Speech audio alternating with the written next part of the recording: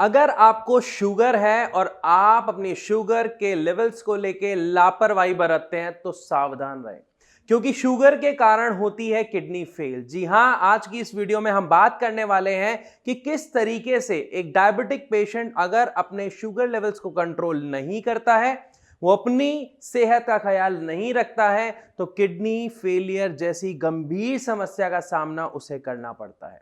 नमस्कार, मैं ललित शर्मा स्वागत करता हूं आपका अपनी इस वीडियो में, जहां पर आज हम बात करने वाले हैं कि किस तरीके से एक डायबिटिक पेशेंट किडनी फेलियर की समस्या का सामना कर सकता है अगर वो ध्यान ना दें अपने शुगर लेवल्स पर, और अगर वो कुछ बातों का ध्यान रखे तो वो अपने आप को, या ये कहें कि अपनी किडनियों को खराब होने से, फेल होने से बचा सकता है।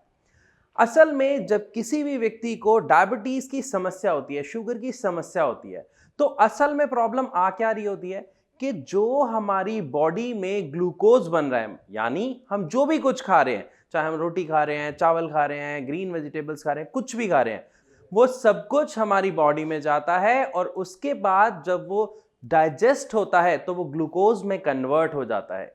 लेकिन जब इसी ग्लूकोज को हमारे सेल कंज्यूम नहीं कर पाते हैं हमारे फॉल्टी इंसुलिन की वजह से, तो वो ग्लूकोज हमारे ब्लड में फ्लो करने लगता है। ये कुछ इस तरीके का होता है कि मानिए आपका जो खून है वो चाशनी की तरह गाढ़ा होना शुरू हो जाता है एक समय के साथ, अगर यदि हम या कोई भी डायबिटिक पेशेंट अपने शुगर का ध्यान नहीं रखता है। अब जब वो ब्लड के साथ फ्लो कर रहा है तो किडनी कैसे खराब होगी? हो सकता है आपके मन में ये सवाल आ रहा हो। जी हां, अब मैं इसी बारे में बात करने वाला हूं। जब किसी भी व्यक्ति के शरीर में ग्लूकोज का लेवल यानी शुगर का लेवल बढ़ता है तो किडनी इसमें एक बहुत अहम किरदार निभाता है। किडनी असल में करती क्या है, हमारे शरीर में से ग्लूकोज को बाहर निकाल देती है। अब आप कहेंगे ये तो अच्छा काम है, फिर किडनी खराब कैसे हो रही है? यहां पर किडनी आपके शरीर में से जो ग्लूकोज निकाल रही है वो इसलिए निकाल रही है ताकि आपके शरीर के बाकी ऑर्गन्स या बाकी अंग को कोई नुकसान ना हो, यानी आपके दिमाग पे कोई इफेक्ट ना पड़े, आपकी आई साइट पे कोई इफेक्ट ना पड़े, या बाकी चीजें ठीक रहें। लेकिन इस काम को करने के लिए, यानी आपके ब्लड से एक्स्ट्रा शुगर को निकालने के लिए, किडनी पर काम का डबल प्रेशर बन जाता है, या ये कहें कि किडनी को डबल वर्क करना पड़ता है। क्योंकि एक काम तो वो ऑलरेडी कर रही है आपके खून को प्यूरिफाई करने का, उसमें से टॉक्सिन्स निकालने का, जो हमारे कहें कि खाने पीने से बनते हैं या बाकी एक्टिविटीज से बनते हैं, जो जनरली हमारी बॉडी में बनते ही बनते हैं। लेकिन साथ में अब उसे एक और काम क्या करना पड़ रहा है, आपके खून में से ग्लूकोज को निकालना पड़ रहा है। किसके थ्रू? यूरिन के थ्रू। इसीलिए यहां पर एक और चीज देखने को मिलती है कि जिन लोगों को शुगर की शिकायत होती है, जब वो यूरिन करते हैं तो ऐसा लगता है जैसे पॉट में सर्फ चला गया हो, झाग ही झाग बन जाते हैं।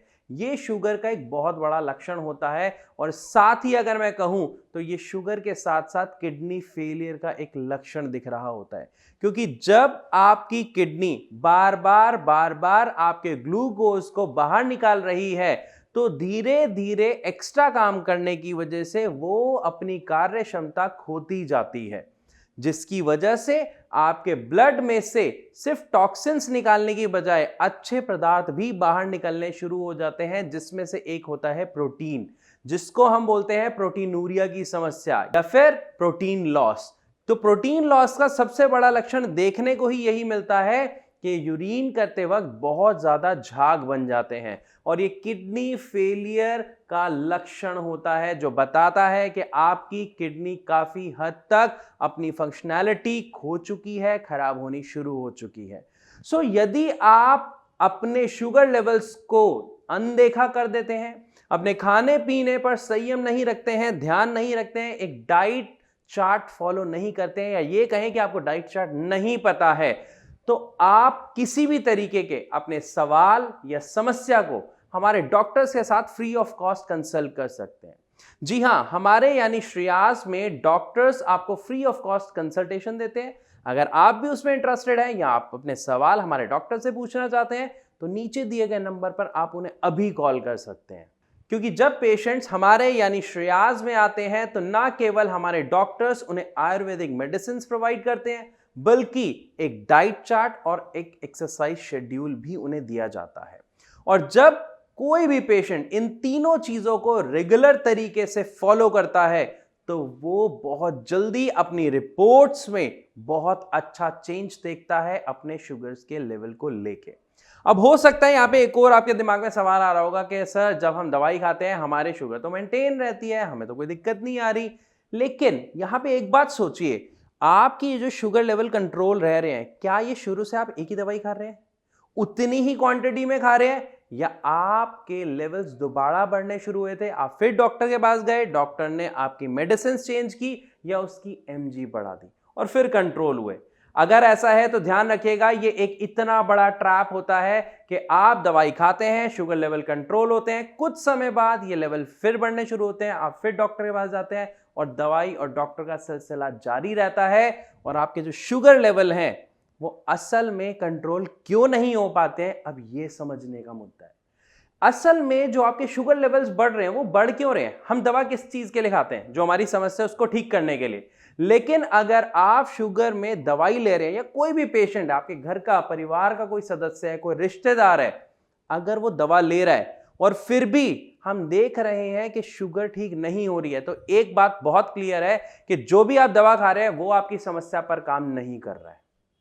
तभी तो आपकी समस्या बढ़े जा रही है, वो बद से बदतर हो रही है, लेकिन दवा काम नहीं कर रही।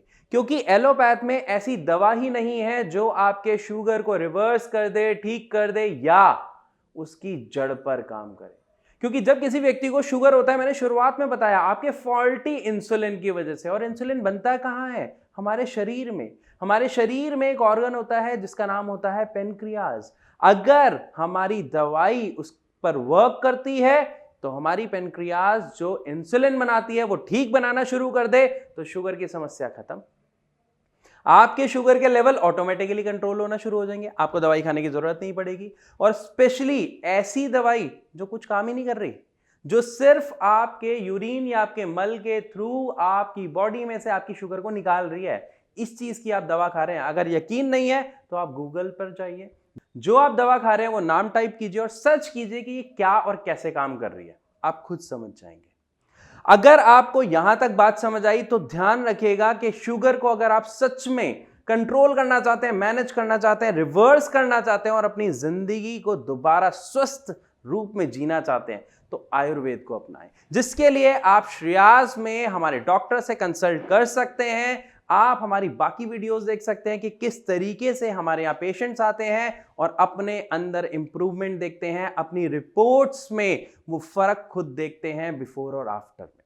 सो आई होप इस वीडियो के माध्यम से आपको अच्छे से समझ आ गया होगा कि एक डायबिटिक पेशेंट को किडनी खराबी का खतरा क्यों होता है। लेकिन फिर भी अगर आपके मन में कोई सवाल है तो आप हमारे डॉक्टर से पूछ सकते हैं या फिर आप कमेंट सेक्शन में आप हमें लिखकर जरूर अपना सवाल बताएं।